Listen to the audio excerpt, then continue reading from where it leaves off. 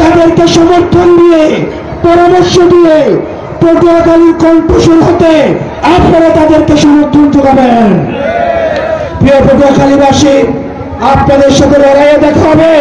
আমাদের পরবর্তী যুদ্ধটা আরো বেশি কঠিন।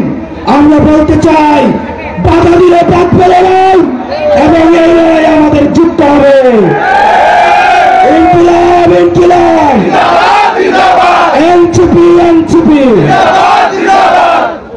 24শে জুলাই পেরিয়ে আমরা 25শে জুলাই এসে উপস্থিত হয়েছি। যারা পুরাতন সিস্টেমগুলোকে ভেঙে নতুন সিস্টেম করতে চায়, নতুন সিস্টেমের দিকে এগিয়ে যেতে চায়, তাদেরকে নিয়ে প্রপাগান্ডা ষড়যন্ত্র দিনে দিনে শুরু হয়েছে এবং এই সংখ্যা বাড়বে। কিন্তু আমাদেরকে ঐক্যবদ্ধভাবে সকল ধরনের ষড়যন্ত্র আঘাতকে মোকাবেলা করতে হবে। একটা জিনিস মনে রাখতে হবে, আপনারা যদি দাঁড়িয়ে যান তাহলে এর পূর্বে যারা এই সিস্টেম থেকে বিভিন্ন ভাবে লুটপাট করত, তাদের এই লুটপাট আর চলবে না। এই সুযোগ তারা কখনো হতে দিবে না। কিন্তু এই জুলাই এসে আমাদের ওই প্রতিজ্ঞায় বদ্ধ হতে হবে যে আমাদের শহীদেরা, আমাদের আহত যোদ্ধারা কিংবা আমাদের অভ্যুত্থানের সহযোদ্ধারা, তারা যেই আকাঙ্ক্ষাকে সামনে রেখে এই লড়াইটি করেছিলেন, এই আকাঙ্ক্ষা যেন আমরা ভুলে না যাই। প্রিয় পটুয়াখালীবাসী, গণ অভ্যুত্থানের পরে আমরা বলেছিলাম যে মাফিয়া দুর্নীতিবাজ সিস্টেম, সেই সিস্টেমের বদল ঘটাতে হবে। কিন্তু আমরা দেখছি সেই সিস্টেমকে পাহারা দেওয়ার জন্য নতুন দলের আবির্ভাব ঘটেছে। সেই সিস্টেম, সেই চাঁদাবাজি, সেই দুর্নীতিকে আগে আরেকটা দল পাহারা দিত, এখন নতুন আরেকটি দল পাহারা দিচ্ছে। সেই সিস্টেম চাঁদাবাজিকে আরেকটি দল এখন টিকিয়ে রাখছে। আমরা স্পষ্টভাবে বলেছিলাম, আমরা শুধু হাসিনার পতন নয়, সেই দুর্নীতি, সেই মাফিয়া সিস্টেমের পতন চেয়েছি। আমরা এজন্য বলেছিলাম ফ্যাসিবাদী ব্যবস্থার বিলোপ এবং নতুন রাজনৈতিক বন্দোবস্ত প্রতিষ্ঠা করতে হবে। প্রিয় সংগ্রামী বন্ধুগণ, সেই নতুন বন্দোবস্ত প্রতিষ্ঠার লড়াইয়ে আমরা এখন নেমেছি। অভ্যুত্থানের মধ্য দিয়ে যেহেতু এই ছাত্র নেতৃত্ব, এই তরুণ নেতৃত্ব সেই সিস্টেমের পতন ঘটাতে চেয়েছিল, তাই সেই সিস্টেম কখনোই চায় না এই নেতৃত্ব, এই অভ্যুত্থানের নেতৃত্ব কোনোভাবে দাঁড়াক, কোনোভাবে রাজনৈতিক ভাবে টিকে থাকুক। সেই অভ্যুত্থানের সময় থেকে আজ পর্যন্ত আমাদের বিরুদ্ধে ষড়যন্ত্র চলমান রয়েছে।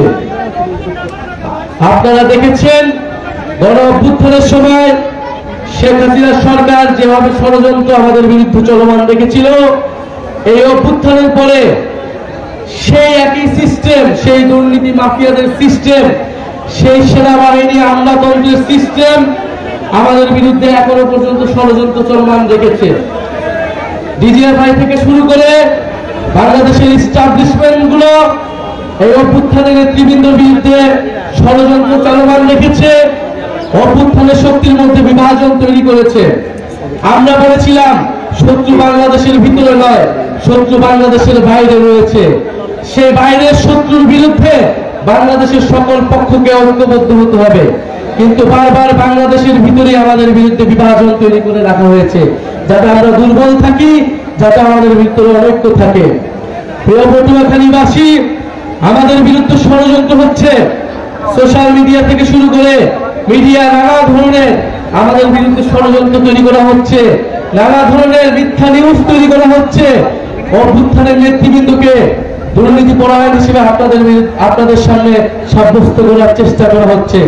যখন আমরা এই পদযাত্রা শুরু করছি, যখন আমরা প্রত্যেকটি জেলায় যাচ্ছি, যখন মানুষের বাদ ভাঙা উচ্ছ্বাস আমাদের প্রতি মানুষের স্রোতের মতো আমাদের মিছিলে এসে মিশতেছে, তখন আমাদের বিরুদ্ধে তৈরি হয়েছে ষড়যন্ত্র।